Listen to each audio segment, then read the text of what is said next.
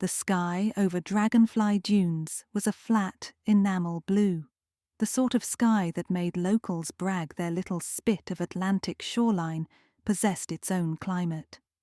Most days the summer breeze climbed the dune grass and scattered itself pleasantly across Seaflare Beach. Today, however, wind arrived with stadium crowd enthusiasm, rattling bunting, rattling nerves, and giving the 15th annual Dragonfly Dunes Sandcastle competition the feeling of a sporting final instead of a seaside art show. Steph Wells liked the energy, even if she was here on borrowed time. The marine biology seminar she taught at Cape Rowan Institute started at 8 sharp Monday morning, and it was already Saturday afternoon. Still, the competition's director had begged for a scientist on the judging panel. "We've added an ecological score," he'd explained. "Sustainability, native sand only, no glue." That last rule mattered. Last year, a sculptor had secretly mixed cornstarch into his slurry, gaining firmness bordering on concrete. The committee didn't want a repeat. Steph examined Station 9, a bronzed labyrinth of turrets. "Native sand?" she asked. "Pure as salt," Ray Hulbert said, holding up the certificate of origin provided by tournament officials. Even though the wind tugged at his wide-brimmed hat, the reigning champion grinned like the beach answered only to him. His entry, Hyperion's Tower, rose nearly 12 feet, thin spires arcing toward the sky like drawn swords. Ray wove seashell balconies and kelp leaf pennants into the upper tiers. Tourists gawked from behind velvet ropes. "You always did love height," Steph said. "Height is the point," Ray replied, voice all thunder. "It's the frontier. Kids can stack on the ground, but to send sand soaring? That's art." Steph remembered being 6 and losing her red pail to the tide, while Ray, then 16, had rescued it. He used the very same pail to teach her about load-bearing walls, how dampness knits grains together, how evaporation steals strength. 2 decades later, his showmanship hadn't softened. She logged her notes, moved on to other contestants, and soon the field of 25 was catalogued. Spirals, dragons, coral arches, a full-sized sand violin. By late afternoon, sunspot patterns quivered over the sculptures, and cameras crowded the boardwalk.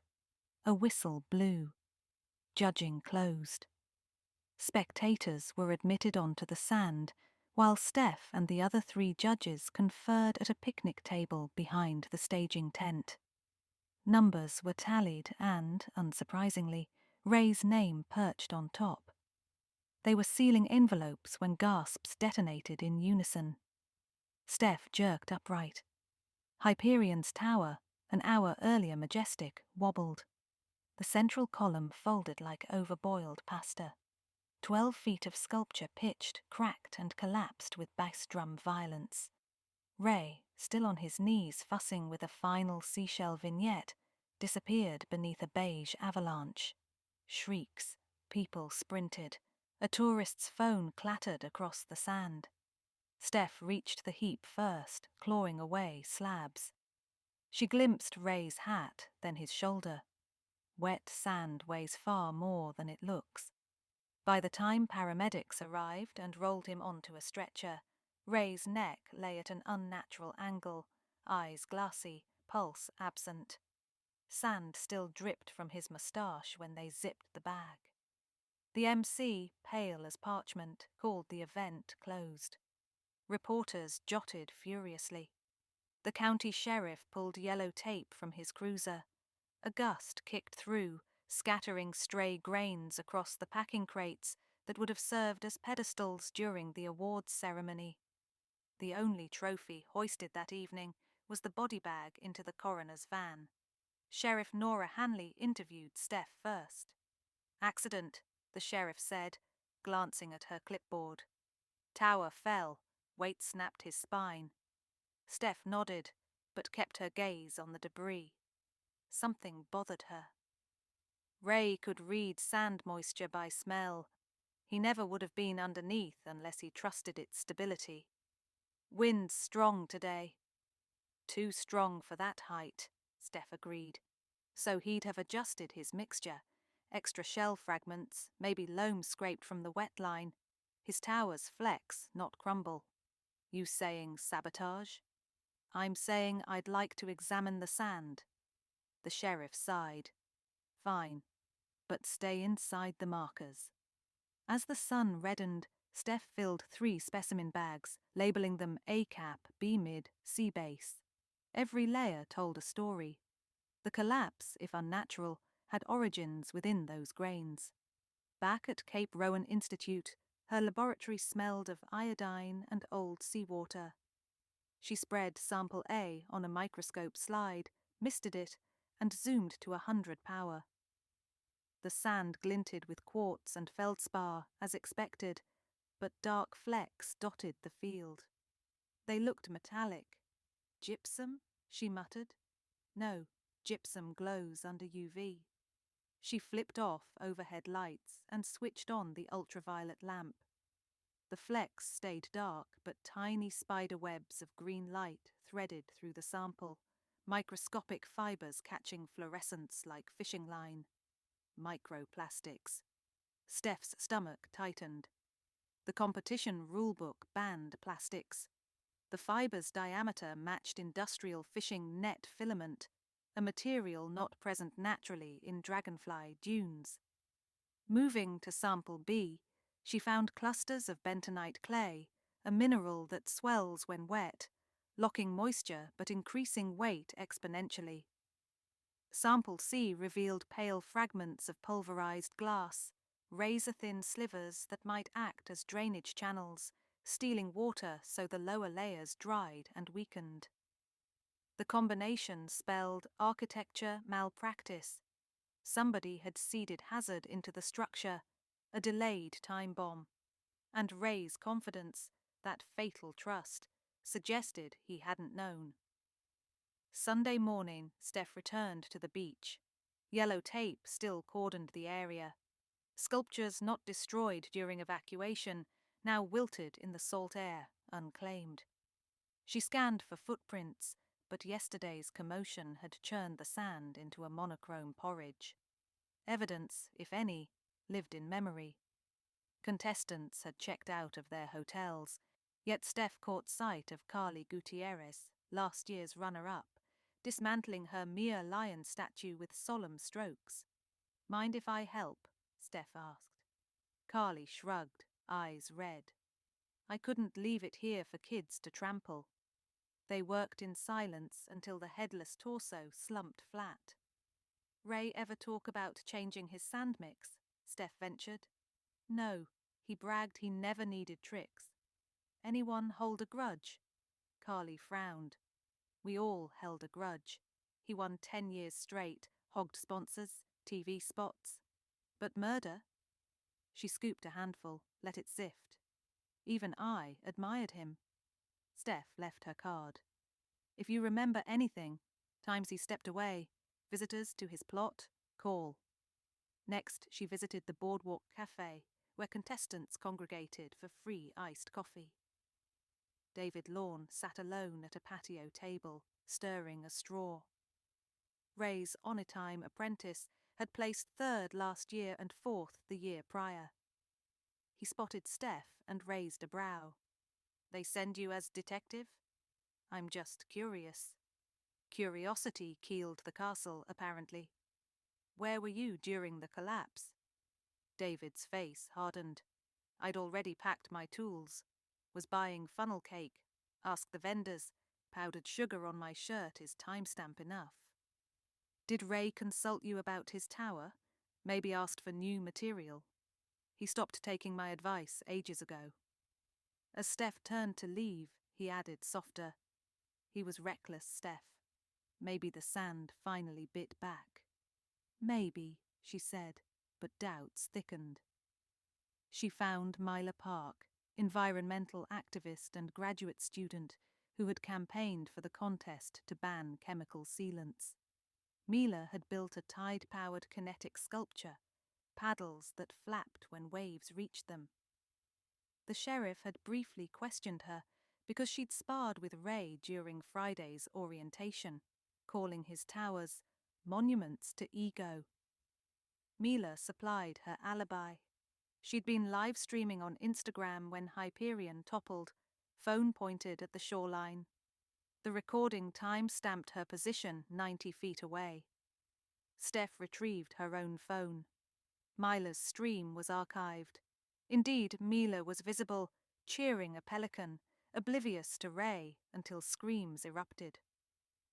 Eliminating suspects only sharpened the central quandary. How had someone infiltrated Ray's mix without notice? Monday before dawn, Steph hiked the northern cove where the competition's sand stockpile had been staged. Yesterday, the county cut tarps and heaped the surplus for beach replenishment crews, but striations remained, scoops, wheelbarrow trenches. She crouched, combing ridges. Under an overhang, she discovered an empty plastic pail, bright red, the words Cape Rowan Rescue embossed on the side. Her childhood pail, the same Ray had kept in his studio all these years, should have been on display at his workstation. Realization spread like cold brine. Someone had used Ray's sentimental tool to courier sabotage, knowing he wouldn't question its presence. Fresh tire marks formed an arc behind the dunes, leading toward a fenced service road. Steph photographed impressions, narrow with diagonal tread, matching the dolly wheels contestants used to move water jugs. At Institute headquarters, she uploaded images into pattern software, searching past event photos. Only one dolly carried identical tread. It belonged to David Lorne. The gallery showed him carting supplies Friday noon, Ray walking beside him, laughing.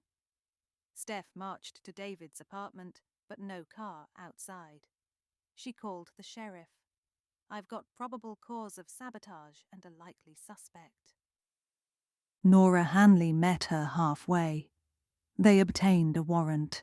Inside David's living room sat buckets, sieves, and a sack labelled Green Flash Fish Meal, phosphorescent. She pried it open. The crushed fish bones emitted faint blue-white glimmer when shaken, laced with microscopic dinoflagellates, small organisms that produced the fluorescent fibers she'd seen under UV. Fish meal was commonly used to stiffen decorative top layers, but combined with clay and glass, it produced moisture gradients that could cause catastrophic shear. David returned around dusk, arms loaded with groceries. The sheriff stepped forward. "David Lorne, you are under arrest for the murder of Raymond Hulbert." He stiffened, paper bag crinkling. "Excuse me?" "In your gear we found engineered mix matching grains from the collapse," Steph said. "Dinoflagellates in your fish meal glow identically to fibers in Ray's tower. You put them there." David exhaled, eyes watering. "I only meant to sabotage, not kill." Steph swallowed. "Tell us." "He never gave anyone else a chance," David whispered. "I toiled as his apprentice for 5 years, sculpting sunrise till moonrise. He promised to step back after his 10th win. Sponsors courted him, kids worshipped him. He kept reinforcing his tower with secret recipes. Said art demanded sacrifice. Maybe I wanted him humiliated. When Hyperion cracked, judges would disqualify him, and the pedestal finally open for someone else. So you laced the mix. How? Yesterday, at dawn. He always did yoga on the jetty first. I swapped 3 of his water buckets with my own.